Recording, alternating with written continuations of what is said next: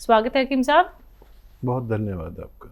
हकीम साहब, अगर मैं बात करूं बालों को लेके, तो बालों की समस्या दिन प्रतिदिन इतनी बढ़ती जा रही है। चाहे हम केमिकल वाले शैम्पू की बात करें या फिर लोग कहते हैं कि अरे हमने तो जैसे ही कोई भी शहर बदला तो यहाँ का पानी हमें सूट नहीं किया, तो बच्चे से लेकर बड़ों तक सब बालों की समस्याओं से बड़े परेशान होते नजर आ रहे हैं, गंजेपन तक का शिकार हो रहे हैं। हाँ, देखिए, हर जगह की अपनी एक प्रकृति होती है जी। पानी भी चेंज होता है, हवा भी चेंज होती है, माहौल और खाना पीना सब चेंज होता है, तो उसका असर पड़ता है।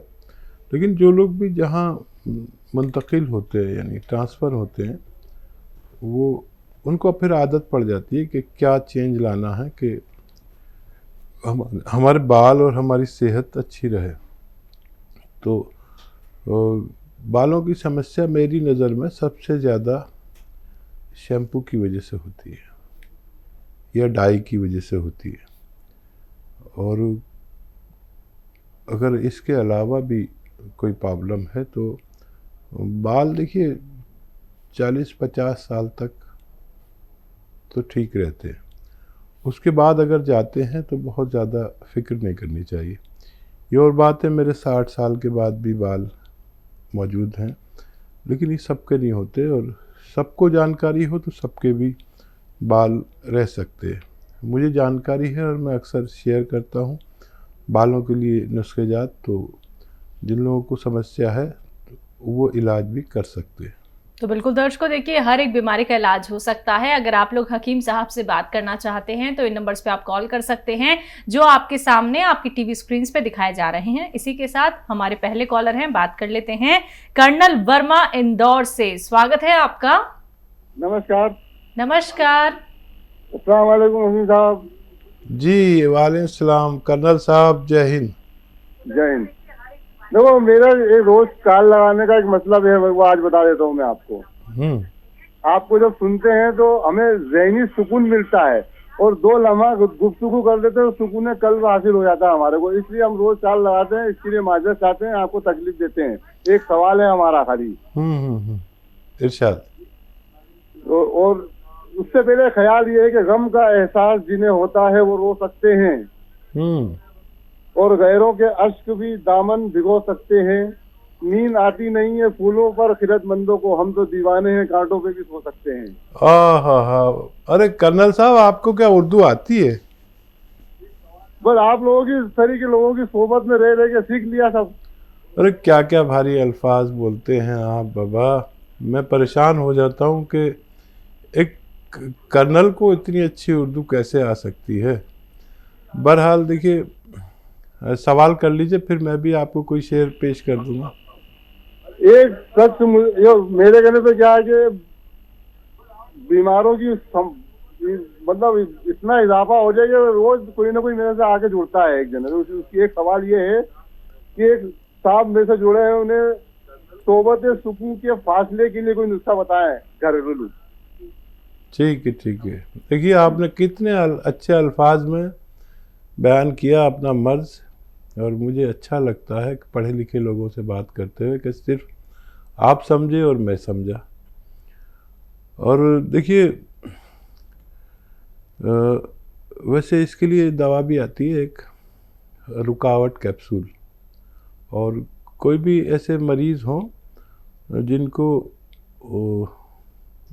कोई ऐसी जिनसी बीमारी हो, जो गुप्त रोग हो, तो वो डायरेक्ट हमारे हेल्पलाइन नंबर पर बात करा सकते हैं। मेल फीमेल दोनों डॉक्टर अवेलेबल होते हैं, तो वो खुल के बात कर सकते हैं। इसमें मामले में मर्द और औरतें बहुत शर्माती हैं। और देखिए, मेरी एक गज़ल मेरी बड़ी मशहूर हो गई, और शायद आपको पता हो कि मैं रोज़ एक गज़ल कहता हूँ, और वो मैं एक गज़ल रोज़ कहता हूँ। एक गज़ल मैंने कही, वो बड़ी मशहूर हो गई, और वो गज़ल थी कि आपने आंसुओं की बात की थी, तो वो गज़ल मुझे याद आ गई। अश्क जिस हल्के से आते हैं वो पथरीला है। अश्क यानी आंसू, अश्क जिस हल्के से आते हैं वो पथरीला है। सबको पी जाता है दामन मेरा रेतीला है, सबको पी जाता है दामन मेरा रेतीला है। और सुबह दम आके कहा उसने कि तुम झूठे हो, सुबह दम आके कहा उसने कि तुम झूठे हो, तुम तो रोते नहीं, तकिया गिलाफ गीला है। और मैं शॉर्ट में एक आखिरी शेर पढ़ देता हूँ क्योंकि फिर बहुत लोग इंतज़ार कर रहे हैं। और शेर है आखिरी मेरा, तूर मेरा तखल्लुस है तूर बुगरासवी। तो वो शेर है कि बेतकल्लुफ़ नहीं होता हूँ मैं आसानी से, बेतकल्लुफ़ कभी होता नहीं आसानी से, तूर सब लोग समझते हैं कि शर्मीला है। और मैंने आपकी बात का जवाब दे दिया। बहुत अच्छा लगता है, मेरा दिन भी बड़ा अच्छा गुजर जाता है कर्नल साहब जब आप फ़ोन कर लेते हैं। बहुत बहुत शुक्रिया जी। अगले कॉलर हैं राजस्थान से महिमा जी, स्वागत है आपका। नमस्कार। नमस्कार जी, मैं अपने चेहरे के बारे में पूछना चाहती हूँ। मेरा चेहरा बहुत खराब हो रहा है, बारीक बारीक दाने होते हैं और मेरा पेट भी साफ नहीं रहता है। और एक और प्रॉब्लम है मुझे, मुझे चेहरे पे बाल बहुत है, मुझे ऐसा बहुत हार्मोनिक प्रॉब्लम है। आपकी एज क्या है? मेरी एज 23। 26? 23 जी। देखिए, हार्मोन्स को कंट्रोल तो कर रही होंगी आप, वो कंट्रोल करना बहुत ज़रूरी है, नहीं तो फिर बाल आकर चेहरा ख़राब कर देते हैं। और एक दवा मैं भी अक्सर बताता हूँ और वो ये है कि नमक जैतून आता है, इसे रसायन जैतून भी कहते हैं। ये देखने में बिल्कुल नमक जैसा होता है, खाने में नमकीन नहीं होता, हल्का सा कड़वापन होता है। नमक जैतून ले लें और 2 चुटकी, ये चुटकी है ना, ये 2 चुटकी पानी में मिला के रोज़ 1 बार या 2 बार पी लिया करें। आपके चेहरे की शादाबी के लिए, रौनक के लिए और पेट के लिए और बहुत सारी बीमारियां इससे अच्छी होती है। लीवर ठीक होता है, हार्मोन्स कंट्रोल होते हैं। ये आप इस्तेमाल करें, मुझे उम्मीद है आपको फ़ायदा मुमकिन है। जी। हमारे साथ अगले कॉलर हैं फूल कुमारी जी, स्वागत है आपका। हाँ मैडम, हमारे 2 लड़के हैं, उन्हीं के बारे में सवाल करना। एक 10 साल का है, उसके कान गर्दन के ऊपर 3 इंच ऊपर दाहिने साइड और कान से 2 इंच बाल में लीची जैसे ऐसे सूजन है। सूजन है? हाँ, बट जैसे फूला, जैसे आलू के जैसे, लीची जितनी बड़ी होती है। हाँ। वो जब बच पैदा हुआ था तो थोड़ा सरसक मटर के जैसे था, अभी थोड़ा बड़ा हो गया है तो इतना बड़ा होता चला जा रहा है। वो भी, उसका कोई उपाय है? ठीक है, आपका दूसरा सवाल क्या है? दूसरा एक लड़का है, वो 12 साल का है, उसका एक आँख से ऐसे बार बार आँख गिराता है, कभी कभी तो मुंह भर ऐसे मुंह सिकोड़ के भी ऐसे आँख बना लेता है। दिन भर उसको कंट्रोल करो, रोको, तो क्या करूं, ऐसा हो जाता है।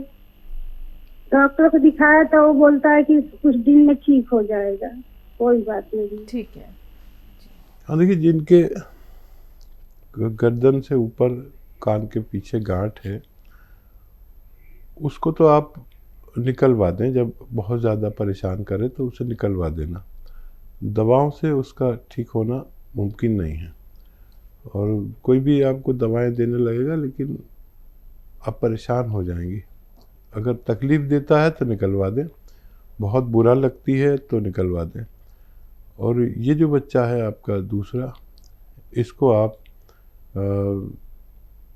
लिसोड़ा आता है, लिसोड़ा, उन्नाब, अलसी 100 ग्राम ले और 30 ग्राम पीपले आपके किचन में जो कहलाती हैं पीपले, 30 ग्राम इसमें मिलाकर पाउडर बनाएं और 1 चम्मच सुबह खाली पेट गर्म पानी से दिया करें।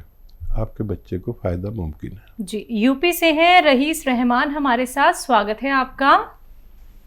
जी, अस्सलाम वालेकुम। वालेकुम सलाम। आपका सवाल क्या है?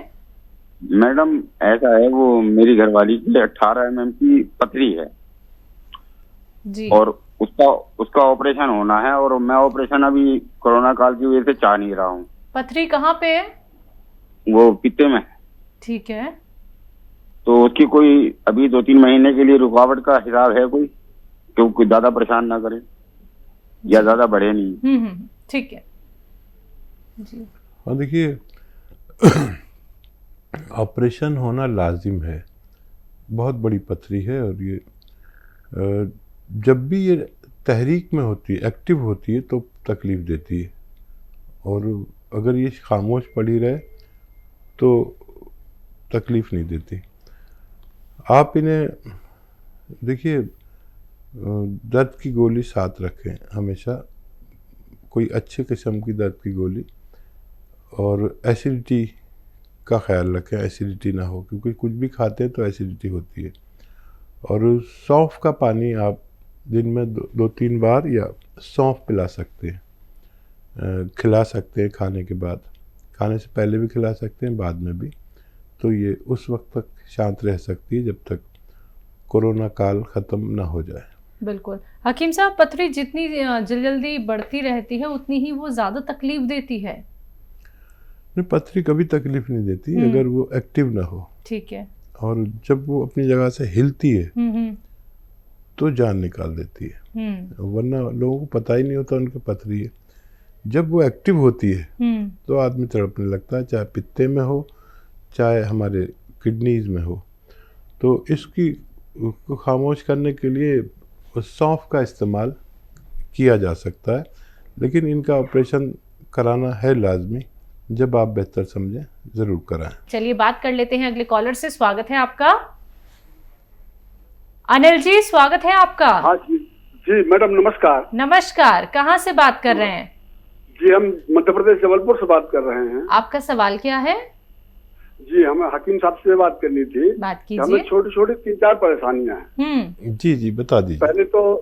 पहले शरीर में दर्द रहता है हमारे, दूसरे हल्की शुगर भी बढ़ी रहती है, तीसरे हल्का बीपी भी रहता है, और सबसे बड़ी समस्या अनिद्रा की है, एंजाइटी डिसऑर्डर।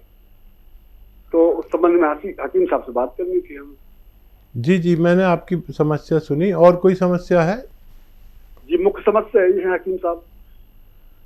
हाँ, एक तो इनको शरीर में दर्द रहता है, आपको शुगर है, और शुगर नहीं, हाई बीपी है। हाई बीपी भी है, शुगर भी है। आपको शुगर भी है ना?